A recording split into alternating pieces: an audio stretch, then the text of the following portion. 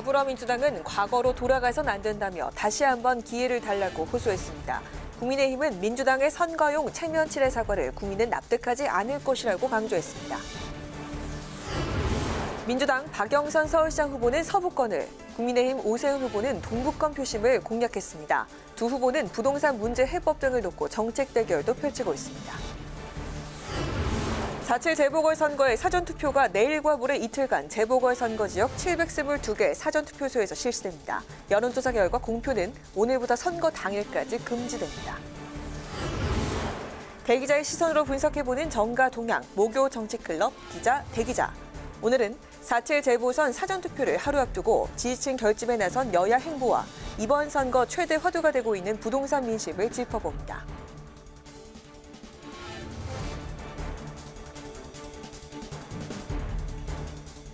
여러분 안녕하십니까? 4월 1일 의정 종합뉴스 뉴스엔 시작하겠습니다. 엿새 앞으로 다가온 재보궐선거, 특히 사전투표를 하루 앞둔 오늘 정치권의 움직임은 더욱 긴박했습니다. 더불어민주당은 이낙연 상임선대위원장에 이어 김태년 대표 직무대행이 대국민 사과 성명을 발표하며 표심에 호소했는데요. 국민의힘은 진심이 담기지 않은 늦은 사과라고 일축했습니다. 장정현 기자가 보도합니다. 집값 폭등과 부동산 불패 신화 앞에 개혁은 무기력했습니다. 기대가 컸던 만큼 국민의 분노와 실망도 크다는 것을 잘 알고 있습니다. 그 원인이 무엇이든 민주당이 부족했습니다. 어제 민주당 이낙연 상임선대위원장에 이어 오늘은 김태년 대표 직무대행이 대국민 성명을 발표하며 국민들 앞에 고개를 숙였습니다. 민주당은 집값 폭등에 무기력했고 청년 세대의 마음을 헤아리지 못했다며 그동안의 정책 과오를 사과하고 초심으로 돌아가겠다고 약속했습니다. 김 직무대행은 민주당에 대한 실망 때문에 과거로 되돌아가선 안 된다며 다시 한번 기회를 달라고 호소했습니다. 민주당이 책임지고 부동산 안정과 주택 공급을 결자 해제할 수 있도록 기회를 주십시오. 기회의 평등, 과정의 공정, 결과의 정의를 천명했던 초심으로 돌아가겠습니다. 그러나 국민의힘은 진심이 담기지 않은 늦은 사과라고 혹평했습니다. 특히 사전투표일을 하루 앞두고 민주당이 어제 오늘 대국민 사과 퍼레이드를 펼치고 있다면서 이는 서울, 부산 시민을 얕잡아보는 행위라고 비판했습니다. 본인들의 정책 실패를 인정하고 바꾸는 그런 모습을 보이고 있습니다. 근데 이 사과 모드로 바뀌고 사과 쇼를 한다고 한들 저는 이미 늦었다. 그리고 두 번째로 국민들은 믿지 않는다. 김종인 비상대책위원장은 여권의 대권주자인 이낙연 상임선대위원장을 직접 겨냥했습니다. 여당의 선거대책위원장께서 부동산 정책이 여당의 실패라고 자인을 하고 호회하는 듯한 모습을 보였습니다만은 정치에서 호회라는 것은 끝을 의미한다는 것을 저는 말씀드리고 있습니다. 당 지도부가 연이어 부동산 정책 실패를 사과했지만 민주당 내에서는 또다시 박주민 의원의 임대료 인상이란 악재가 터졌습니다. 국민의힘이 위선자 정권이라며 총공세에 나섰는데 여당 지도부의 이딴 사과가 사전투표 표심에 어떤 영향을 미칠지 주목됩니다. 국회방송 장정현입니다. 더불어민주당 박영선, 국민의힘 오세훈 서울시장 후보는 오늘 하루 대여섯 군데 지역을 도는 등 강행군을 펼치며 사전투표 표심 잡기에 나섰습니다. 박 후보는 청년 교통지원 공약을 내놓으면서 젊은 층을 공략했고 오 후보는 창동 차량기지에 대형 쇼핑몰을 유치하겠다며 동부권 일대 표심을 겨냥했습니다. 김희연 기자의 보도입니다. 민주당 박영선 서울시장 후보는 서부권 지역을 돌며 집중 유세를 펼쳤습니다. 박 후보는 은평구에 있는 도시락 업체를 방문해 결식아동과 독거노인을 위한 도시락 포장 작업을 하면서 취약계층 복지 현장을 점검했습니다. 양천구 목동에서 집중 유세를 이어간 박 후보는 만 19세에서 24세 청년을 위한 서울 청년 패스 공약을 발표했습니다. 그래서 약 40% 할인된 요금으로 이용이 가능한 정액권을 청년에게 발급해서 청년의 교통 지원을 약속드리도록 하겠습니다, 여러분. 국민의힘 오세훈 서울시장 후보는 야당의 전통적 열세 지역으로 평가받는 동부권에 집중했습니다. 오 후보는 중랑구에 있는 서울의료원을 찾아 코로나19 현황을 점검한 데 이어 종로 노인종합복지관에서는 건강 상태를 확인할 수 있는 손목시계형 안심워치 배포 공약을 강조했습니다. 노원구에서 김종인 비상대책위원장과 함께 집중 유세에 나선 오 후보는 창동 차량기지에 돔구장과 대형 쇼핑몰을 유치해 서울시청 일대와 강남, 여의도를 잇는 제4의 도심을 만들겠다고 약속했습니다. 창동 차량기지와 창동역사 부근을 서울의 4대 거점 중에 하나로 만들어서 동부권에 지금 베드타운화되어 있던 것을 일자리와 잠자리가 함께 있는 서울의 4번째 도심으로 제가 반드시 만들어 보겠습니다.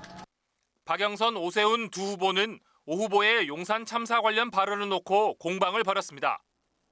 박 후보는 용산 도시기억 전시관을 방문한 자리에서 용산 참사에 대한 반성 인식이 심각하게 결여된 언어 폭력이라고 비판했고, 오 후보는 과도하고 성급한 진압이 참사를 부른 측면이 있다며 가슴 아프게 생각하고 책임을 느낀다며 사과했습니다. 국회 방송 김희연입니다. 4.7 재보궐선거, 유권자들은 우리 지역에서 열심히 일할 일꾼을 뽑기 위해 후보자들이 어떤 정책을 펼칠지 미리 꼼꼼하게 살펴봐야 할 텐데요. 오늘은 민주당 박영선, 국민의힘 오세훈 후보의 공약을 살펴보겠습니다. 홍혜진 기자입니다. 서울 시민들은 최근 급격하게 상승한 집값 때문에 후보들의 부동산 공약에 관심이 많습니다. 그래서 여야 후보 모두 가장 공을 들이고 있습니다. 민주당 박영선 후보는 공공주택을 활용해 5년간 30만 호를, 국민의힘 오세훈 후보는 재건축 재개발을 통해 36만 호를 공급하겠다고 공약했습니다.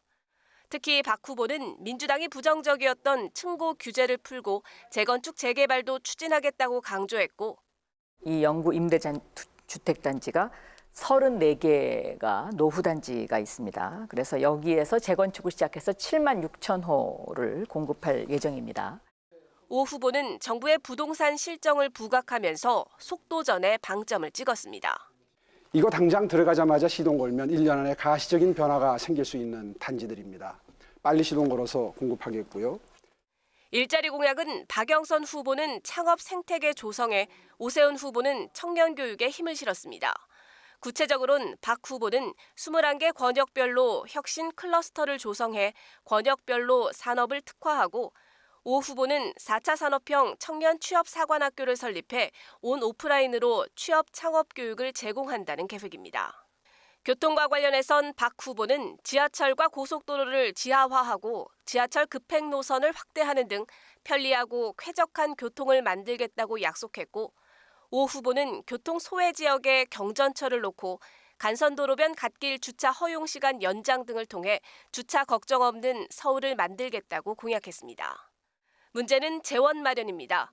한국 매니페스토 실천본부에 따르면 박 후보가 내놓은 공약 59개를 실천하기 위해 필요한 재원은 약 4조 원이었고, 오 후보는 전체 공약이 확정되지 않아 재원 추계도 어려운 상황입니다. 여기에 이번에 뽑히는 서울시장의 임기는 1년 3개월입니다. 누가 뽑히든 이 공약들, 특히 오랜 시간이 소요되는 부동산 공약은 사실상 지키기가 어렵다는 지적도 나옵니다. 후보들이 선거 때마다 공수표를 남발하지 않기 위해선 유권자들의 꼼꼼한 공약 점검과 투표가 필요해 보입니다. 국회 방송 홍혜진입니다. 이번 선거가 재보궐선거라 임기가 1년이 조금 넘지만 일반적으로 다음 선거까지 영향을 미치기 때문에 시민들의 관심도 높을 수밖에 없습니다. 새로운 서울시장에게 바라는 시민들의 목소리를 강민지 기자가 들어봤습니다. 시민들은 차기 서울시장이 가장 먼저 해결해야 할 과제로 무엇을 꼽았을까요? 시민들의 가장 큰 관심은 나이불문 역시 부동산이었습니다. 서울은 높은 집값에 더해 전세시장, 부동산 세금까지 엮여 있어 여야도 앞다퉈 관련 공약들을 쏟아낼 만큼 공들이는 부분입니다. 아파트 있으면 그거 뭐지? 올리는 거 좀 줄였으면 좋겠어. 우리 아파트도 처음에 그렇게 많이 안 나갔는데 엄청 뛰었어. 반값은 계속 올라가고 그리고 교통 문제가 좀 많이 불편한 것 같아요. 1년 넘게 지속되고 있는 코로나19. 직격탄을 맞은 자영업자와 프리랜서는 임대료 인하와 같은 실질적인 지원 대책을 주문했습니다. 임대료 같은 경우도 좀 낮춰줬으면 좋겠다라는 좀 그런 생각도 좀 해봤었어요. 네. 저는 이제 음악 쪽을 전공했는데 문화예술 쪽에도 사실 이번에 많이 힘들어졌고, 근데 이제 그런 정책 좀 많이 청년들을 위해서 해줬으면 좋겠어요. 올해도 코로나19로 비대면 수업이 지속되면서 대다수 학생들이 학교에 잘 가지 못하고 있습니다. 이 때문에 학생들은 수업질이 떨어진 만큼 등록금을 감면해야 한다는 요구가 많았고, 가정 내 돌봄 부담이 커진 학부모는 정상 등교를 희망했습니다. 이제 비대면으로 하니까 이제 실습하는 학과 같은 것들은 이제 학비를 더 내는데 제대로 실습을 하지 못하고 있으니 그거에 대한 정책을. 여기 온라인 수업을 하면서 너무 힘들었어요. 이제 빨리 어떻게 백신도 이렇게 나오곤 하지만 빨리 이게 해결이 돼서 아이들이 정상적으로 학교를 가고 또 우리도 일상생활이 빨리 찾아오고 그랬으면 좋겠습니다. 정치적 싸움보다는 시민들을 위한 정책에 더욱 귀 기울여 달라는 민심들. 그 민심이 그리는 서울은 어디일지 4월 7일 결정됩니다. 국회방송 강민지입니다. 서울과 부산시장 등을 선출하기 위한 4.7 재보궐선거 사전투표가 내일부터 이틀간 진행됩니다. 여야 지도부는 대규모 캠페인을 벌이며 사전투표를 적극 독려했습니다. 보도에 임채원 기자입니다. 내일부터 이틀간 4.7 재보궐선거 사전투표가 실시됩니다. 선거일에 투표할 수 없는 유권자는 주소지와 관계없이 재보궐선거가 실시되는 지역의 읍면동 사무소에서 투표할 수 있습니다. 시간은 오전 6시부터 오후 6시까지며 마스크를 착용하고 사진이 부착된 신분증을 가져가면 됩니다. 체온이 37.5도를 넘어가거나 호흡기 증상이 있는 경우 별도로 마련된 임시 기표소에서 투표해야 합니다. 특별한 증상이 없는 유권자는 손을 소독한 후 위생장갑을 착용하고 투표소에 들어갈 수 있습니다. 재보궐선거일인 4월 7일에 투표할 수 없다면 4월 2일부터 3일까지 재보궐선거 실시 지역에 설치된 사전투표소에서 오전 6시부터 오후 6시까지 미리 투표할 수 있습니다. 여야 지도부는 사전투표 참여를 적극 독려했습니다. 선거 당일이 공휴일이 아니다 보니 투표율이 저조할 것을 우려해 사전투표 참여율을 끌어올리겠다는 겁니다. 사전투표하고 이래요. 사전투표하고 이래요. 기호 2번에 사전투표. 이런 가운데 오늘부터 선거 당일까지 공직선거법에 따라 여론조사 결과를 공표하거나 보도하는 것이 금지됩니다. 중앙선거관리위원회는 불공정하거나 부정확한 여론조사 결과가 공표될 경우 선거의 공정성을 심각하게 저해할 우려가 있다며 주의를 당부했습니다. 다만 어제까지 실시한 여론조사 결과는 조사 실시 기간을 명시해 계속 공표하거나 인용 보도할 수 있습니다. 국회방송 임천입니다. 더불어민주당은 국민의힘을 향해 국회의원 부동산 전수조사에 동참할 것을 거듭 촉구했습니다. 민주당은 논평을 통해 국민권익위원장이 전직 민주당 의원이란 이유로 국민의힘이 부동산 전수조사를 거부하고 있다며 이같이 밝혔습니다. 그러면서 권익위가 아닌 어디에 조사를 맡겨야 국민의힘에서도 수용할 것인지 해당 기간을 밝혀달라고 요구했습니다. 국민의힘은 정부 여당의 백신 정책을 비판하며 백신 물량 확보를 촉구했습니다. 김종인 비상대책위원장은 오늘 중앙선대위 회의에서 정부가 오는 11월까지 전 국민의 면역 형성을 완료하겠다고 했지만 최근 백신 접종 상황을 보면 몇 년이 더 걸릴지 예측하기 어렵다며 이같이 밝혔습니다.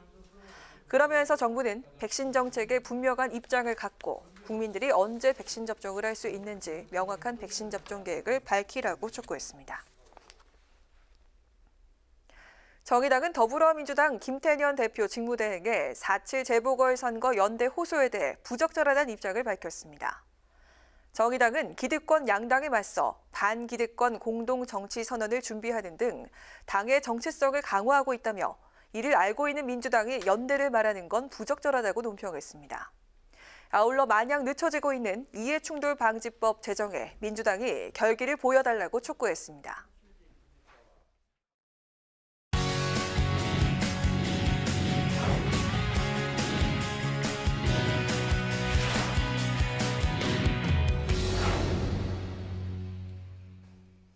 네, 이슈 분석 박지영 기자와 함께합니다. 박 기자 어서 오십시오. 네, 내일과 모레 이틀 동안 이제 재보선 사전투표가 실시가 되는데 사전투표를 독려하는 한 현수막에 선거법 위반 논란이 제기가 됐다고요? 네, 그렇습니다. 최근 국회 앞에 걸렸던 이제 현수막인데요. 이제 네. 내용을 보면은 봄이 오면 사전 투표해 이렇게 좀 적혀 있었습니다. 여기서 이제 논란이 된 건 이 봄이라는 단어인데요. 봄이 특정 정당을 연상시킨다는 겁니다. 국민의힘이 선관위에 이제 문제를 제기를 한 건데요.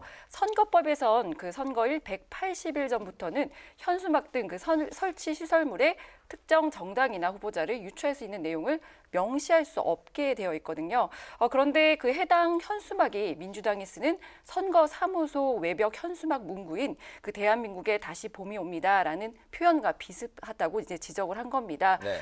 이번 재보선을 관리하는 선관이 해당 현수막 내용에 문제가 있다고 판단을 했고요. 현재는 지금 다른 현수막이 대체되고 있습니다. 네, 이 현수막 외에도 선거법 위반 논란이 있었던 홍보 문구들이 꽤 있었다고요? 네, 아마 들어보셨을 것 같은데요. 민주화 사랑해라는 서울 시내버스에 부착됐던 광고 문구가 있었죠. 네. 논란이 일자 유명 OTT 업체가 드라마 홍보 목적으로 제작한 광고라고 밝혔는데요. 특정 정당을 유치하게 한다는 지적이 잇따르자 광고 게재를 중단을 했습니다. 또 마포구에 설치됐던 마포 1번가라는 현수막도 선거법 논란에 휩싸였었는데요. 특정 정당의 상징색과 기호를 연상하게 한다는 문제 제기였습니다. 마포구는 정책 제한 접수 창구로 지난 2018년부터 이제 사용해 왔던 거라고 밝혔고, 네. 이제 선관위도 이게 선거법 위반이 아니라고 판단을 했지만요. 이 마포구가 이제 선거법 위반 오해 소지를 없애겠다며 철거를 했고요. 또 지난 1월 TBS 방송사가 동영상 플랫폼 구독자를 늘리기 위해서 했던 캠페인도 논란이 좀 됐었는데 선관위는 선거법에 위반된다고 보기 어렵다 이렇게 결론을 내린 바 있습니다. 그런 선관위의 유권 해석을 두고서 야당은 선관위가 편파적이다 이런 반발이 거세다고요. 그렇습니다. 이제 국민의힘은 선관위의 중립성을 문제 삼았습니다. 이제 선거법을 여당에게 유리하게 편파 해석을 하고 있다는 지적인데요. 보궐선거 외화조라는 시민단체의 한 현수막 캠페인이 있었는데 이 캠페인은 선관위가 선거법 위반에 해당한다고 판단을 했습니다. 유권자가 선거 실시 사유를 잘 알고 있다는 점 등을 근거로 들었는데요. 또 야권 후보 단일화를 촉구하는 신문 광고에 대해서도 선관위가 오세훈 안철수 후보자 이름이 들어가 있어서 선거법 위반 소지가 있다고 판단을 했습니다. 이 같은 이제 선관위의 판단이 잇따르자 국민의힘 의원들 어제 서울 선관위를 찾아서 선거를 앞두고 편파 판정을 일삼고 있다고 항의를 했고요. 네. 오늘 김종인 비대위원장도 당 공식회의에서 선관위가 일반 상식으로 납득되지 않는 선거법 해석을 내놓고 있다고 비판하면서 중립성을 지켜달라고 촉구했습니다. 네. 이번 재보선 투표율이 판세를 가를 또 주요한 변수로 현재 꼽히고 있는데 이게 평일에 치러지기 때문에 사실 투표율이 이제 낮을 수밖에 없을 텐데요. 이번 재보선 투표율은 어떻게 전망이 되고 있나요? 네, 이제 방금 말씀하신 이유 등으로 이제 재보선 투표율 지금까지 이제 평균적으로는 이제 50%를 넘지 못했습니다. 네. 지난 이제 2019년에 치러졌던 재보선 같은 경우도 이제 한 48%가 이제 평균 투표율로 집계가 됐었는데 이번 재보선의 투표율은 좀 꽤나 높을 것으로 지금 전망이 되고 있습니다. 역대 최고 투표율 기록을 경신할 가능성도 점쳐지고 있는데요. 네. 오늘 한 여론조사 결과를 봐도 이 같은 좀 전망을 뒷받침하고 있는 것으로 나왔습니다. 서울시장 보궐선거 투표 의향을 물었는데 네. 서울 시민 83%가 반드시 투표하겠다고 응답을 한 것으로 나타났는데 이번 선거는 이제 아무래도 여야가 이제 좀 세게 맞붙는 대선 전초전 성격이 짙기 때문에 네. 여야 지지층 모두 투표장에 나설 확률이 높은 것으로 분석이 되고 있습니다. 만약에 투표율이 정말 이 의향대로 83%면 엄청나게 투표율이 나오는 건데 지금 이제 통상 50%는 넘길 것이다라는 좀 분석이 지배적인 것 같습니다. 평균적으로 한 30%라고 이제 이야기들도 나오는데 50%라고 하면 굉장히 평년 그런 다른 재보궐 선거보다 이제 높게 예측이 되고 있는 그런 상황인데요. 그만큼 이번 선거에 대해서 관심이 높다라고 생각할 수가 있겠습니다. 재보선 투표를 높이기 위해서는 또 내일과 모레 실시되는 그 사전 투표율도 굉장히 중요할 것 같아요. 그래서 이제 여야 모두 이 사전 투표를 독려를 하고 있습니다. 이 높은 사전 투표율이 각자 이제 자기 진영에 유리하게 작용할 것이다 이렇게 예상을 하고 있는데요. 그 민주당의 경우는 그 통상 투표율이 높으면 젊은 층의 참여가 많아서 그 진보 진영에 유리했던 그 과거 사례에 기대를 걸고 있고요. 또 여기에 겉으로 드러나지 않는 이른바 그 샤이 진보들까지 투표장으로 나오게 되면 이번 선거 승산이 있다는 분석입니다. 국민의힘 같은 경우에는 그 LH 사태 등 그 부동산 문제로 그 현 정권에 공부한 여론이 투표로 표출될 것으로 예상을 하고 있거든요. 또 서울 같은 경우는 이제 25개 자치구 중에 24개 구를 그 민주당이 조직력을 장악하고 있습니다. 이를 극복하기 위해서는 투표율을 높여야 한다는 건데요. 투표율이 이번 재보선에서는 어떠한 영향을 미칠지 관심이 쏠립니다. 네, 잘 들었습니다. 오늘 이슈 분석은 선거법 위반 논란 사안과 또 변수로 떠오른 투표율에 대해서 집중 분석해봤습니다. 박 기자 수고했습니다.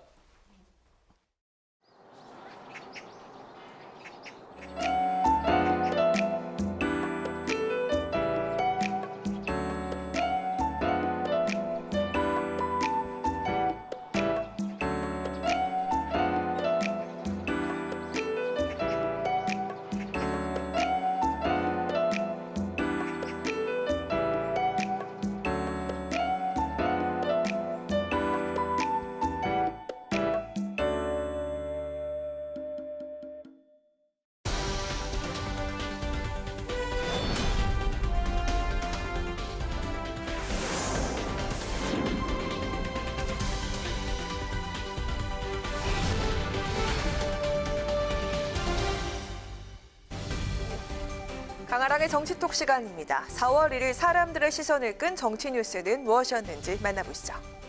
자, 오늘의 첫 번째 정치톡은 중국인 투표권 논란입니다. 다음 주 4.7 재보선을 앞두고 사전투표가 내일과 모레 이틀간 진행이 되죠. 본격적인 투표를 앞두고 일부에서 때 아닌 중국인 투표권 논란이 일고 있다고 하는데요. 그 발단은 얼마 전 민주당 박영선 후보 유세 현장에 한국 국적을 갖고 있지 않은 화교가 연단에 오르면서부터였습니다. 저는 화교 3세로 서대문구에 살고 있는 장영승이라고 합니다. 대한민국에 살고 있는 화교로서 서울 시민의 한 사람으로서 납세의 의무를 다하며 살아왔습니다. 제가 오늘 이곳에 올라온 이유는 서울시장 선거에 출마하신 박영선 후보님을 지지하기 위해서입니다. 중국인 화교가 서울시장 선거 유세 현장에서 특정 후보에 대한 지지 의사를 밝힐 수 있었던 이유, 바로 투표권이 있기 때문입니다. 지난 2006년 지방선거부터 개정된 공직선거법에 따라 영주권 취득 후 3년이 경과한 외국인도 지방자치단체장과 지방의회 의원의 선거권을 갖게 됐습니다. 대신 대통령 선거와 국회의원 선거에서의 투표권은 없습니다. 중앙선관위에 따르면 이번 4.7 재보선에서 투표권을 가진 외국인은 모두 4만 2천여 명. 그중 서울에만 3만 8천여 명이 집중돼 있습니다. 이 가운데 절반 이상이 중국 국적자라고 합니다. 때문에 지난해 4월에는 청와대 국민청원 게시판에 중국인 영주권자의 지방선거 투표권을 박탈해달라는 척언이 올라오기도 했는데요. 당시 청와대는 투표권 부여 여부는 국회 법 개정 사안이라고 답을 했죠. 하지만 최근 중국의 역사 왜곡 움직임으로 반중 정서가 커지면서 논란과 반발이 계속되고 있습니다. 김진태 전 국민의힘 의원은 페이스북을 통해서 중국의 동북공정 문화 침략을 언급하며 민주당이 서울 거주 중국 화교들에게 투표를 독려하고 있다. 박영선 후보는 집은 일본에, 투표는 중국인의 도움을 받느냐고 비판하기도 했습니다. 투표일이 다가올수록 한 표 한 표가 아쉬운 선거전에서 중국인을 포함한 외국인들의 표심은 과연 어디로 향하게 될까요? 이어서 오늘의 두 번째 정치톡은 거지가 무효는 어디에입니다. 국회 입성 이후 국회 안에서 먹고 자다시피 하면서 의정활동에서 거지갑이라는 별명을 가진 의원이 있습니다. 바로 민주당의 박주민 의원인데요. 그런 박 의원이 임대차법 통과를 한 달여 앞두고 보유 중이던 아파트의 임대료를 9% 인상한 사실이 최근 알려지면서 논란이 되고 있죠. 국민의힘에서는 오늘 일제히 박 의원에 대한 성토를 쏟아냈습니다. 본인이 아는 정보를 갖다 가지고서 본인 스스로가 위법을 자행한 그러한 사태가 벌어졌고 또 이 부동산 사법을 발휘했다고 하는 의원 역시 똑같은 행위를 저질렀습니다. 이러니 국민이 분노하지 않을 수가 없습니다. 지난해 총선 끝나자마자 임대차 법을 민주당 단독으로 통과시킬 때 그 법을 대표 발의한 사람이 박주민 의원입니다. 저는 이거는 H 사건보다 훨씬 더 정말 분노할 일이고 이 정권의 거짓과 위선의 밑바닥을 보여주는 일이라고 생각을 합니다. 야당은 전월세 상한제를 담은 임대차 보호법을 직접 대표 발의했고 평소 소탈한 모습의 박주민 의원이었기에 더욱 실망감과 배신감이 크다 이런 입장입니다. 국민의힘뿐 아니라 청년정의당의 강민진 대표도 오늘 박 의원에게 깊은 실망감을 느낀다며 국민의 신뢰를 얻었던 거지갑 국회의원 박주민은 이제 어디에 있나라고 일침을 놓기도 했습니다. 관련해서 박 의원은 어제 기존 계약 연장이 아니라 새로운 계약이기 때문에 전월세 상한제법을 위반한 것은 아니다라고 해명을 하면서도 꼼꼼하게 챙기지 못해서 죄송하다는 입장을 내놨는데요. 일단 부동산 논란에 이틀 연속 대국민 사과를 한 민주당 지도부도 국민의 분노와 실망을 잘 알고 있다면서 내로남불 대신에 스스로에게 더 엄격해지겠다는 각오를 밝혔습니다. 내로남불 자세도 혁파하겠습니다. 더불어민주당은 개혁의 설계자로서 스스로에게 더 엄격하고 단호해지도록 윤리와 행동 강령의 기준을 높이겠습니다. 문제가 발견되면 누구든 예외 없이 정치적, 법적 책임을 묻겠습니다. LH 사태에 이어서 김상조 전 청와대 정책실장과 박주민 의원의 임대료 인상 논란까지 불거지면서 요즘 여당 의원들은 릴레이 사과에 나서고 있다고 합니다. 성남 부동산 민심이 돌아올 수 있을지는 재보선 결과를 지켜봐야겠습니다. 지금까지 강아랑의 정치톡이었습니다.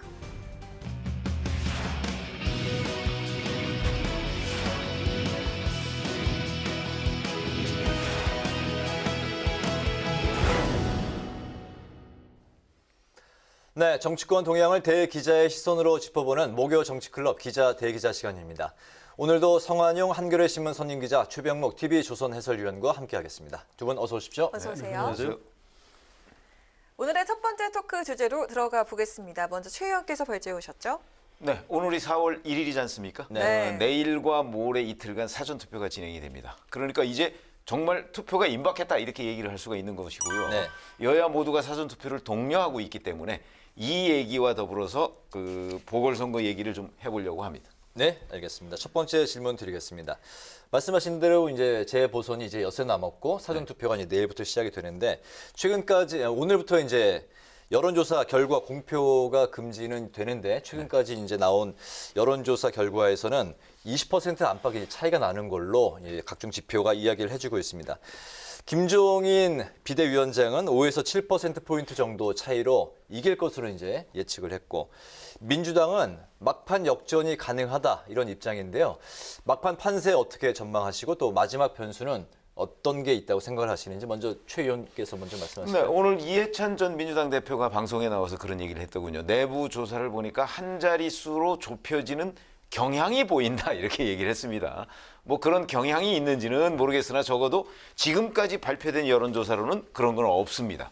가장 작은 차이가 15%포인트 정도 차이가 나는 것으로 지금 돼 있고요. 네. 그다음에 거기에서 또 주목할 만한 거는 역전을 확신할 수 없다 이런 표현이 있습니다. 그건 지금까지 민주당 공식적으로 내던 여러 가지 메시지와는 좀 다른 개념의 이런 메시지였는데 민주당 쪽에서 뭔가 좀 이번 선거에 그 패색을 느끼고 있는 것 아닌가 저는 이런 생각이 듭니다. 그래서 이제 마지막 남은 변수라고 한다면 사실은 뭐 여론조사는 그냥 여론조사대로 그 추이를 보는 것이니까 네. 그러면 이제 투표율이 얼마나 될 것이냐. 흔히 투표율이 낮을 거라고 얘기를 하고 있지 않습니까? 네. 근데 지금 여론조사 결과로는 또 꼭 그렇지도 않아요. 그러니까 투표율이 얼마나 될 것이냐 하고 막판에 지지층이 얼마나 결집할 것이냐. 아마 그 두 가지 정도가 변수가 아닐까 이렇게 생각합니다. 네, 투표율과 막판의 지지층 결집을 주요 변수로 꼽으셨습니다. 글쎄요, 뭐 특별한 변수는 없을 것 같아요. 여론조사 공표 금지 기간 전에 여론조사 결과가 대체로 실제로 개표 결과하고 일치하는 경우가 많습니다. 역대 선거 보면. 또 이제 여야가 모두 다 뭐 박빙이다 이런 주장을 하는데 여야가 다 그렇게 같이 얘기하는데 그 내용은 전혀 달라요. 그러니까 여당에서는 이제 지지층한테 끝까지 포기하지 말고 투표하자, 따라잡을 수 있다 이런 어떤 사기 진작용, 독려용 네. 메시지고요. 야당에서는 방심하면 안 된다, 뒤집힐지도 모른다, 이제 부자 몸조심이죠. 끝까지 투표해야 된다 이런 얘기입니다. 그러니까 같은 박빙이라도 내용이 전혀 다른 거죠. 그래서 객관적으로는 이제 야당이 많이 앞서가는 판임에 틀림이 없고요. 야당 후보가 뭐 오세훈 후보가 아니고 안철수 대표나 나경원 전 의원이라도 많이 이기는 건 아닌가. 지금 이미 그 정권 심판론, 부동산 때문에 그게 작동을 하면서 후보가 뭐라고 하는지 사람들이 잘 듣지도 않는 것 같아요. 무조건 여당을 좀 혼내줘야 된다 이런 얘기를 하고 있습니다. 네. 여론조사 흐름을 여론조사 그 수치대로 득표율이 나오지는 않을 겁니다. 그렇지만 격차가 이제 좁혀지는 추세냐 벌어지는 추세냐 이걸 보는 게 중요한데 지금 벌어지는 추세가 맞는 것 같고요. 또 여론조사 자체 뭐 불신하는 의견도 있는데 그 이제 국회의원 선거처럼 선거구가 작은 경우에는 틀리는 경우가 있는데 서울시장이나 부산시장처럼 이렇게 큰 단위 선거에서는 잘 틀리지 않습니다. 또 이제 지금 안심번호가 도입이 돼서 네. 과거보다 이제 여론조사의 정확도가 많이 올라가고 있습니다. 그래서 현재 여론조사 추세대로 선거 결과가 가지 않을까 이렇게 예측이 됩니다. 변수로는 어떤 걸 꼽을 수 있을까요? 저는 없다고 말씀드렸죠. 없습니까? 예, 현재 네. 이미 쏟아질 변수는 다 쏟아졌고 아까 이제 최 의원 말씀하신 대로 여야가 어떤 그 지지층을 얼마나 투표장에 좀 끌고 나가느냐 뭐 그런 정도만 알겠습니다. 남아 있는 거죠. 네. 네, 사전투표는 내일부터 이틀간 진행이 되는데요. 오늘 서울시장 후보들이 여야 할 것 없이 한 목소리로 사전투표 독려를 외쳤습니다. 그 목소리 잠시 듣고 이야기 나눠보겠습니다. 우리 모두 사전투표에 참여하고 미래 100년 서울의 좌표를 제대로 찍어서 서울이 도약할 수 있는 계기를 마련해야 되지 않겠습니까, 여러분? 내일부터 시작되는 사전투표, 박영선의 경험에 투표해 주십시오. 지난번에 선거 후에 부정선거의 여지가 있다, 이런 논의들이 있어서 많은 분들이 사전투표에 대해서 거부감을 가지고 계십니다. 대한민국 투표 시스템을 믿어주시고요. 사전투표에 많이 참여해 주실 것을 저희 당은 바라고 있습니다. 네, 사전투표는 원래 진보 진영에 유리하다는 분석이 많았는데 이번엔 야당도 사전투표를 적극적으로 독려를 하고 있습니다. 그만큼 자신감이 있다라는 것으로 보이는데 어떻게 보십니까? 뭐 그런 측면이 있죠. 이게 재보궐선거에는 공휴일이 아닙니다. 그래서 직장들을 가야 되기 때문에 투표를 안 할 가능성이 높은데 이제 사전투표 제도가 도입이 됐기 때문에 투표를 당일날 뭐 하기 어려운 사람들도 이제 투표를 할 수 있는 이런 제도를 마련한 거죠. 굉장히 선진적인 제도입니다. 그런데 과거에는 아무래도 좀 젊은 층 직장인들이 많은 이제 민주당 지지자들이 사전 투표를 많이 했는데 이번에는 이제 좀 다릅니다. 야당에서 좀 중도층 여론이 정권 심판론으로 이어지기 때문에 사전 투표를 많이 하면 우리한테 유리할 수 있다 이렇게 판단하고 적극적으로 독려하는 좀 약간 이례적인 모습을 보이는 거죠. 저는 결과적으로 여야 어디에 뭐 사전 투표율이 유리하다 지금 이렇게 얘기하기 좀 쉽지는 않을 겁니다. 큰 영향이 없다고 보고요. 전체 판세 관련해서는 이제 2007년 대선을 좀 참고할 필요가 있어요. 그때 민주당 지지층이 투표를 대거 안 했습니다. 그리고 이제 그 당시에 야당이었던 한나라당 쪽에서 투표장으로 대거 갔죠. 그래서 양쪽 다 뭐 투표 독려를 했는데 뚜껑을 열어보니까 투표율이 굉장히 낮았어요. 낮았는데도 그 당시 이명박 후보가 압승을 했던 그런 결과가 있었습니다.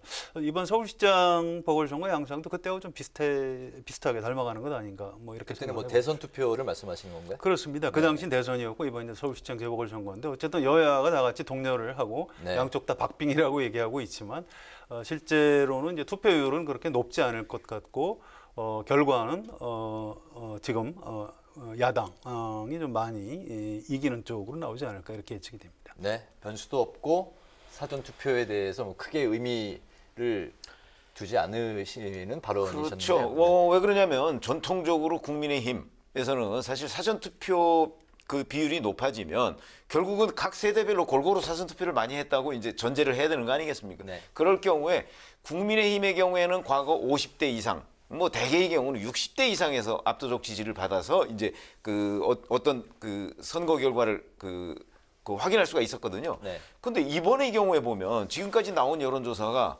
대개의 경우 한 40대에서만 박영선 후보가 좀 우세하고 나머지 20, 30, 50대 이상에서는 오세훈 후보가 전체적으로 유리한 이런 국면을 가지고 있어요. 네. 현재까지 여론조사로 네. 보면. 그렇기 때문에 국민의힘 입장에서는 자 그러면 그냥 사전투표를 모두가 많이 가서 하면 모든 연령 불문하고 가서 하면 우리가 유리한 것 아니냐. 아마 이런 계산을 하고 있는 것으로 보입니다. 네. 그래서 네. 국민의힘에서도 과거와 달리 이번에는 특히 2030이 이 LH 투기 문제에 대한 분노, 정의, 상식 이런 배반에 대한 분노 이런 것들이 더 크다고 지금 얘기를 하고 있지 않습니까? 아마 그런 점 때문에 국민의힘도 이번에는 사전투표를 많이 해달라 하는 요구를 하고 있는 것이 아닌가 이렇게 분석이 할 수 있겠습니다. 알겠습니다. 이번 주에 두 차례 TV 토론이 있었는데 사실상 내곡 대전이었다라고 이제 불릴 정도로 오세훈 후보의 내곡당 투기 의혹에 대해서 크게 이제 쟁점이 있었는데요.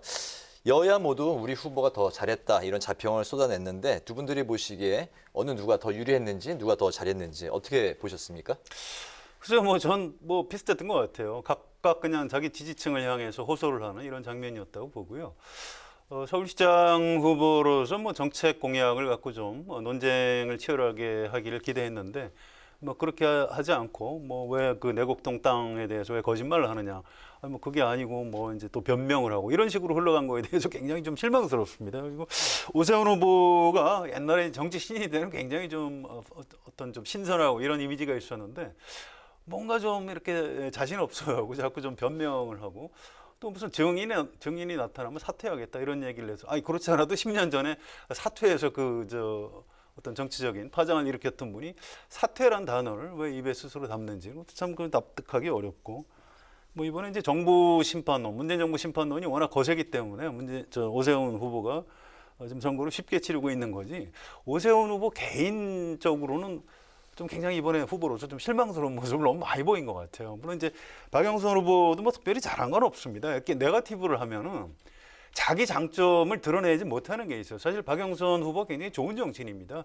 자선 국회의원의 장관, 또 여당 원내대표, 그때 야당이었네. 원내대표, 당대표 이런 굉장히 정책적으로도 좋은 내용을 가지고 있는 사람인데 오세훈 후보에 대해서 이제 거짓말을 하지 말라 이제 이런 얘기만 하다 보니까 정작 자기가 가진 장점을 잘 드러내지 못하는 이런 한계에 좀 봉착하고 있는 것 같습니다. 네. 내곡동 땅 문제 그걸 가지고 집중적으로 공격을 했죠. 오세훈 후보를 공격을 했지만 저는 이 문제가 왜 그러면 유권자들의 관심을 제대로 끌지 못하고 있느냐 하는 부분은 우선 이거는 굉장히 과거의 문제예요. 그렇죠? 지금 서울시장에 이번에 당선돼서 앞으로 14개월 정도밖에 없습니다. 그리고 나서 내년 6월에 또 다음 선거를 해야 되잖아요. 네. 그러니까 14개월 동안 무슨 일을 할 것인가 하는 미래의 문제, 정책의 문제 이런 걸 논의하는데 과거의 문제를 끄집어냈다는 거 하나. 그다음에 두 번째, 오세훈 후보가 설령 거짓말을 했다고 하더라도 이게 거짓말 했느냐 안 했느냐가 내곡동 땅 문제의 본질이 아니에요. 본질은 이 내곡동 땅에서 보상을 받는데 오세훈 후보가 어떤 기여를 했느냐. 이게 훨씬 더 중요한 문제거든요. 그게 본질적인 문제인데 이거는 초반에 몰랐다고 한 게 거짓말이라는 둥 아니라는 둥 이런 식의 논쟁으로 비본질적인 부분으로 논쟁의 초점이 옮겨갔단 말이죠. 그런 점에서 본다면 아마 내곡동 땅에 오세훈 후보가 정말 그걸 알고 거기를 보상지구로 원래 들어갈 거였는데 안 들어가겠다든지 아니면 안 들어갈 거였는데 들어가겠다든지 이런 식의 본질적인 문제에 접근을 했다면 훨씬 더 치열하게 아마 오세훈 후보의 지지율이나 이런 데에 영향을 미쳤을 거라고 보거든요. 네. 그런데 이게 아니고 변방의 문제를 건드렸단 말이죠. 그래서 아마 유권자들의 관심을 별로 못 끈 것이 아닌가 이렇게 생각이 됩니다. 알겠습니다. 본질적인 문제가 아니라 변방의 문제였다. 그걸 이제 쟁점화했다. 이런 토론이 이어졌다. 두 분 다 이제 공통적으로 말씀을 하신 것 같은데요. 그렇지만은 또 이제 궁금한 게 관련해서 있어서 잠깐 질문을 드리겠습니다. 이 부분은 좀 짧게 대답해 주셔도 될 것 같습니다.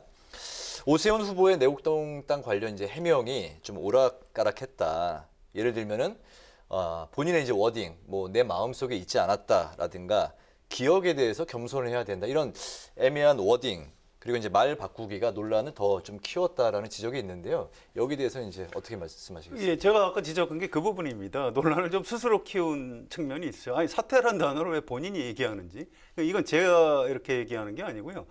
국민의힘 의원들이 그래요. 그동안 지금 국민의힘 초선 의원들은 오세훈 전 시장 잘 몰랐답니다. 근데 이번에 이제 후보가 돼서 이렇게 토론하고 경선하고 하는 모습을 보고 많이 좀 실망을 했다고 그래요. 아니 그 유명한 오세훈 전 시장이 저거밖에 안 되는가? 왜 저렇게 자꾸 이상하게 변명하는 모습을 비치는 건지 이런 게 참 궁금하다고 해서 좀 이게 서울시장이 지금 재임 기간이 한 1년 정도밖에 안 되는데 네. 아유 뭐 그다음에 원래 이제 오세훈 그러면 이제 대선 주자라고 이제 일반 국민 여론조사에서 좀 나오고 그랬었는데 정작 이번 서울시장 후보를 뛰면서 국민의힘의 초선 의원들한테는 아주 좀 평가를 잘 못 받고 있어요. 네. 대선 주자 측면에서는 오히려 좀 손해를 본 것 아닌가 이런 평가가 나올 정도로 좀 당내에서는 좀 야박한 평가가 나오고 있습니다. 네. 네. 글쎄요, 뭐 제가 보기엔 기본적으로 처음부터 이제 민주당 쪽에서 의혹을 제기하니까 아마 그 의혹을 원천적으로 싹을 잘라버리기 위해서 약간 오버했던 것이 아닌가 저는 그런 생각이 듭니다. 그러니까 처음부터 완벽하게 이건 내가 모르는 일이다라고 하니까 거기서 출발을 했기 때문에 그 다음부터 해명이 하나둘씩 꼬이게 되는 것이죠. 왜냐하면 처음부터 본질적인 문제에 답변을 들어갔다면 아니 그거는 뭐 초가 땅의 문제고 그다음에 거기에 대해서 나는 전혀 관여한 바가 없다라고 하는 부분까지 갔으면 그 정도에서 그쳤으면 별 문제가 없었던 것 아닌가 이런 생각이 듭니다. 알겠습니다. 네, 이어서 다음 이슈로 가보도록 하겠습니다. 이번에 성 기자님께서 발제해 오셨죠? 예, 뭐 LH 사태 와중에 이번에 청와대 정책실장이 이제 부동산 관련해서 이제 물러났죠. 그래서 정부 여당 쪽에서 이제 부동산 관련해서 악재가 막 쏟아지고 있는데 이 파장이 어디까지 갈지 좀 짚어볼 필요가 있을 것 같습니다. 네, 관련 질문 드리겠습니다. 어제 민주당 이낙연 선대위원장 그리고 오늘 김태년 당대표 직무대행이 부동산 정책의 실패를 인정하고 대국민 사과를 했는데요. 그러면서 이제 내놓은 특단의 대책으로는 내 집 마련 국가 책임제, 또 실수요자 대출 규제 완화 이런 이제 대책들을 쏟아냈는데 이러한 대책들이 그동안에 이제 그 부동산으로 인해서 성난 그 민심을 달랠 수 있다고 보시는지 어떻게 평가하십니까? 좀 많이 늦은 것 같아요. 일단 그 대책보다도 이제 LH 사태 때 우리가 이 자리에서 토론하면서 제가 말씀드린 적이 있는데 뭐 부동산 투기가 문재인 정부에서 새로 생긴 건 아니거든요. 그렇지만 이런 사건이 터졌으면 정부 여당에서는 무조건 이건 잘못됐습니다. 우리가 정권을 잡은 지 이미 4년이나 지났는데 우리가 그동안 너무 좀 무능했기 때문에 아파트 값도 못 잡고 결과적으로 많이 올랐습니다. 그래서 그런데도 이제 공직자들의 LH 직원들의 어떤 부동산 투기가 터졌기 때문에 할 말이 없습니다. 너무 죄송합니다 하고 좀 이렇게 굉장히 머리를 푹 숙였어야 되는데 아니 그 원래 그 있었던 거고요. 아니 그걸 누가 모릅니까? 다 알지요. 그래서 지금 당신들이 잘났다는 겁니까? 이런 식으로 국민들이 화가 나 있는 거죠. 근데 그게 아직도 안 풀린 겁니다. 지금 대책을 이제 뒤늦게 막 쏟아내고 있는데 그 한번 화가 난 어떤 민심의 분노를 달래기에는 좀 부족한 것 같아요. 화난 민심은 그 대책 뭐 하세요. 그런데 지금 그런 게 중요하지 않습니다라고 이제 이렇게 얘기를 하는 거죠. 그래서 지금 정부 여당에서 이제 뒤늦게 뭐 사죄도 하고 가고 있는데 처음에 태도를 잘못 취하는 바람에 지금 선거 앞두고 이렇게 하는 게 이제 선거용 아니냐 이 사죄 자체가 이제 이런 또 오해까지 받고 있고 좀 시기적으로 좀 너무 늦었기 때문에 좀 손해를 보고 있는 것 아닌가 이런 생각입니다. 네, 최 의원님. 조금 전에 제가 그런 말씀을 드렸잖아요. 오세훈 후보가 내곡동 땅 문제에 관해서 처음에 해명을 잘못하는 바람에 그 이후에 꼬였다 그러는데 사실은 LH 투기 의혹 문제가 불거졌을 때 그 초반에 우리 다 기억하고 있죠. 자, 박근혜 정부 때부터 조사하겠다 이렇게 얘기가 나왔습니다. 네. 그러니까 당장 서울 시민들한테는 또 전 정권 탓하네 이렇게 된 겁니다. 그러니까 이제 자기네들 책임 회피하려고 하는 것 아니냐 이런 생각이 든 것이고 지금 이제 급기야 거의 선거 임박해서 이제 급하니까 뭐 무슨 국가 책임제 뭐 이런 얘기를 하고 있는데 자 이런 문제도요 지금 막상 이걸 집행해야 될 때는 정부입니다. 그런데 이거 뭐 당정 협의 제대로 돼 있습니까? 안 돼 있잖아요. 그러니까 마지막에 급하니까 그냥 이것저것 다 던져보는 식이니까 국민들 입장에서는 이게 과연 실행될 것인지 안 될 것인지 누구도 확신할 수 없는 정책이 돼버렸어요. 그러니까 오히려 더 뭐 약간 꼼수다 뭐 이런 느낌을 더 많이 준다고요. 네. 그러니까 처음부터 꼬였던 문제이기 때문에 이걸 풀려면 굉장히 시간도 많이 필요하고 더 깊이 있는 대책 뭐 이런 것들이 필요한데 그러기에는 지금 바로 내일이 투표니까 좀 어려운 국면이죠. 알겠습니다. 네, 문제는 정부 여당에서 계속해서 악재가 터지고 있다는 건데요. 전월세 상한제법을 발의한 민주당 박주민 의원도 법 통과 한 달 전에 월세를 9% 인상한 것으로 알려지면서 민심이 출렁이고 있습니다. 이거 어떻게 봐야 할까요? 글쎄요, 이거야말로 이건 뭐 법률 위반은 아닙니다. 근데 이제 문제는 그 저는 임대차 3법이 통과되기 한 달 전쯤에 본인이 이제 새로운 세입자를 들여서 9%를 올린 거란 말이죠. 네. 이렇게 되면 이제 자 유권자들은 어떻게 생각할까 이 문제?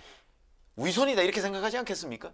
본인은 5%를 모두 5% 이상 못 올리게 해놓고 자기는 돌아서서 9%를 올렸다는 거죠. 뭐 9%를 알았느냐 몰랐느냐 뭐 이런 건 저는 중요한 문제가 아니라고 생각해요. 느낌이 그렇다는 거죠. 네. 그렇게 되면 이거는 곧바로 떠오르는 단어가 위선이거든요. 이런 문제에 관해서 자 지금 사과한다 부동산 정책에 지금 민주당 지도부는 그러고 있습니다. 그런데 박주민 의원은 사과하면서 또 뭐 부동산 그 중개업소 뭐 사장님 또 약간 핑계를 대는 듯한 이런 것도 있고 그게 문제가 되니까 또 기자들 기사 잘못 썼다는 식으로 또 얘기를 하고 있어요. 이런 부분이 민주당 지도부의 사과 모드와 좀 엇박자가 나는 것. 이래 가지고서야 어떻게 부동산 이 부글부글하는 민심을 풀어줄 수가 있겠는가 이런 생각이 듭니다. 네. 이게 참 어려운 문제예요. 왜냐하면 이분들도 이제 생활인인데 정책을 만들거나 국회에서 입법을 하는 분들도 당신은 그 앉아서 몇 천만 원 그냥 손해 봐라. 이제 우리가 그렇게 요구하기도 참 쉽지가 않아요. 그래서 이제 언행 불일치의 문제가 있습니다. 이제 도덕적으로 비판을 할 수 있어요.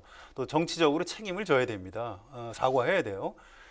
그런데 그럼 이제 임대차법이나 이런 것들 방향이 잘못됐느냐? 그렇지는 않은 겁니다. 어차피 지금 문재인 정부하고 더불어민주당에서는 그렇게 가야 된다. 주요 선진국에서는 임대차 그 법, 임대료 상한도 굉장히 철저하게 통제하고 있다. 그 방향으로 가야 된다라고 국정과제를 잡은 거예요. 그런데 그걸 실천을 못한 거죠, 당사자들이. 네. 이렇게 비유를 해볼게요. 1993년이죠. 김영삼 정부가 들어서서 공직자들 재산 공개를 시켰습니다. 그때 당사자들은 아니 여기가 무슨 공산주의 국가냐, 왜 개인 사유 재산을 갖고 시비를 거느냐. 근데 그때 김영삼 정부에서 그렇게 하는 바람에 뭐 대법관, 행정부 공무원, 뭐 국회의원 여러 사람이 숙청을 당했거든요. 네. 그 방향을 되돌릴 수는 없는 겁니다. 어차피 개혁을 하다 보면 뭐 여당이든 야당이든 이렇게 좀 피해가 나는 겁니다. 이런 걸 감수하고라도 개혁의 방향으로 가는 게 맞는 거고요. 저는 이 부동산 문제나 임대차 이 문제도 이제 그런 측면이 있다고 봅니다. 이런 거 감수하고 국민들한테 사과하고 이렇게 가야 된다고 생각합니다. 네. 네, 민주당은 건의위에 소속위원 전원의 부동산 전수조사를 의뢰했는데요. 국민의힘은 건의위원장이 민주당 출신 전현희 전 의원인 점을 들어서 보여주기식이다라는 입장인데 이 부분은 실효성이 있다고 보십니까? 글쎄, 뭐 잘 아시다시피 민주당 전직 의원 출신입니다. 그러다 보니까 국민의힘이 그 조사를 받기를 입장을 바꿔놓고 생각하면 가능하겠어요? 그렇기 때문에 정말 진정성 있게 국회의원 전수조사를 하겠다고 한다면 여야가 합의할 수 있는 제3의 기관이나 이런 곳으로 하는 것이 맞다 이렇게 생각합니다. 네. 이거는 야당이 좀 잘못하는 것 같아요. 별로 하고 싶지 않으니까 그런 얘기를 하는 겁니다. 그럼 대안을 내야죠. 300명 전수조사를 그럼 어느 기관에서 이건 특검이라는 걸로 수사할 수 있는 문제는 아니에요. 뭐 감사원을 이야기한 것 같은데요. 뭐 좋습니다. 네. 그럼 감사원에서 하자 이렇게 뭐 대안을 얘기를 해야지. 그거 안 하고 뭐 여당 전직 의원이 위원장 기관에서 하면 안 된다. 뭐 하기 싫다는 속내를 좀 비친 것 아닌가. 전 비판받는 지점, 비판받아야 될 지점이 있다고 생각합니다. 알겠습니다. 오늘 그 마지막 질문 드리겠습니다. 그 이해충돌 방지법 처리가 이제 3월 국회에서 무산이 됐는데 여야 모두 이제 법 필요성에는 이제 공감을 하고 있고 속도에 이제 좀 이견이 있는 상황인데 4.7 재보선 이후에 이제 처리가 가능할지 요 질문을 좀 짧게 대답해 주시면 좋겠습니다. 이게 여야 공감 별로 없어요. 이게 내용을 자세히 들여다보면 짧게 얘기를 하라고 그러시니까 하고 싶지 않은 것 같습니다. 여야 모두. 선거 끝나고 나서 흐지부지할 가능성이 굉장히 높아요. 네. 그래서 이건 좀 압박을 해야 됩니다. 특히 여당이 이거 도입 안 하면 당신들 내년 대선에서 정권 넘어간다. 이렇게 압력을 가해서라도 반드시 이해충돌방지법 이번에 도입을 해야 됩니다. 알겠습니다. 저도 공감입니다. 무슨 얘기냐면 민주당은 지금 마치 국민의힘이 반대해서 못한 것처럼 얘기를 하고 있는데 지금 국회 의석분포로 볼 때 민주당이 하고 싶으면 뭐든지 다 할 수 있습니다. 그렇죠? 그런 점으로 본다면 여야가 다 바라지 않고 있는 것 아닌가? 저도 그렇게 판단하고 있습니다. 알겠습니다. 네, 마지막으로 두 분의 한 줄 논평 짧게 듣도록 하겠습니다. 성 기자님부터 할까요? 예, LH 사태 지금 공직자 이해충돌방지법, 전 공무원 재산등록법안 이런 얘기들을 하고 있죠. 그런데 이게 여러 가지 기본권을 제한한다 이런 논란이 있을 수는 있습니다. 그렇지만 LH 사태 또 김상조 정책실장 이런 사건 이런 게 어떻게 생각하면 역설적으로 잘 터졌어요. 이렇게 해서 우리 한국 사회가 얼마나 문제가 많고 불공정한 사회라는 걸 드러낸 측면이 있습니다.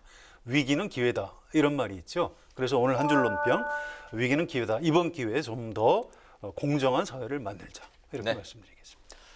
저는 이제 이번 4.7 보궐선거를 앞두고 여당에서 사실은 저는 시기에 맞췄다고 제가 생각을 하는데 재난지원금 이제 지급을 했죠. 네. 그다음에 지금 와서 이제 갑자기 사과 모드 하죠. 그다음에 이 교사나 군인 일부들한테 또 성과급 4월 달에 줄 걸 3월 달로 땡겼다고 하더라고요. 이런 거 네거티브 전략 여러 전략을 쓰지만 이런 것들이 다 여론조사를 보면 별 효과가 없는 것 아닌가. 그래서 제가 백약 무효의 여권 이걸 한 줄 논평으로 하겠습니다. 네, 목요 정치클럽 기자 대 기자. 오늘은 4.7 재보선 지지층 결집에 나선 여야의 행보 그리고 선거 최대 쟁점인 부동산 민심을 집중적으로 분석해 봤습니다.